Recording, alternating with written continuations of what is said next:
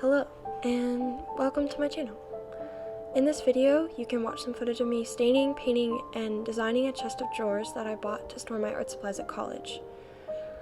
I started this project at the beginning of August, and to be honest, I am so glad I did because, spoiler alert, I love it.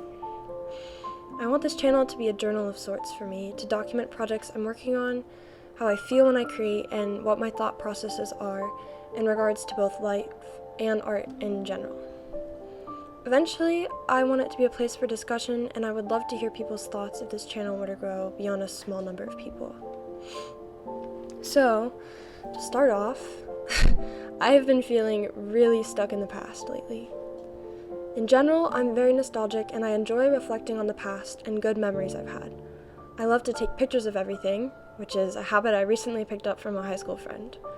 I've become the photo friend, taking snapshots of memories for my group. My phone storage hates me for it, but looking back on the past fondly is something that I feel is necessary. Things like journaling, collaging, and creating playlists around a feeling or point in time help me to remember a specific moment really well. I have trouble remembering things sometimes, so having ways to document life is super important to me. Part of the reason why I create art in the first place is to catalog my own feelings and interests because no matter how much time passes, I can look back and remember exactly how I felt in the moment I created something. In the end, artists ultimately create for themselves, and to display their work is giving the world a window into their own lives. But time and time again, I find myself falling back into a type of nostalgia that I hate vehemently. I replay the worst moments, hating the decisions my past self made, the things she didn't say, all the time she wasted. Phrases like, what if, and I should've, and if only, play over and over in my mind to seemingly no end. I spent an entire year of high school becoming someone I wasn't to get the attention of someone I was terrified to talk to in the first place. I idealized a version of someone I never really got to know because of cowardice, and all I got out of it was me becoming a rather terrible carbon copy of them. And on top of that, I barely created art at all. I abandoned drawing nearly altogether that year, and I felt so embarrassed in my online art classes when my teacher would call on me to share my work that week, and I had to say, oh, I haven't gotten a chance to work. Yeah, it's still the same piece as it's been for months. I spent the whole year on one drawing, and now I hate it. And at the time, I thought it was my best creation. It just goes to show how much we evolve, especially our emotions and our ways of processing. What I did create that year, though, was music. Some rather terrible music at times, but I found a love for writing music that I had never really pushed myself to pursue. I took a theory class, and to be honest, I am still terrible at music theory, but I enjoyed being in the class so much, and the final project was one of my favorite things we had done all year. Finally, we got to create our own compositions. The requirements the teacher gave us were it had to be for at least 2 instruments, and that was basically it. I had a melody that I'd been working on for the past few weeks, and that melody was my proudest achievement at the time. So for the first time, I opened the software and I hammered out the entire piece, and it was terrible. I listened to it the other day, and I still cannot believe I played that in front of 20 people. The violin and piano sounded so robotic, the parts didn't transition well, and it felt so random. But at the time, I loved the piece and was extremely proud of it. Music has become equal to visual arts to me in terms of self-expression. At their core, they're really not much different at all. I think I want to make a video on that at some point. It's a topic I think about a lot.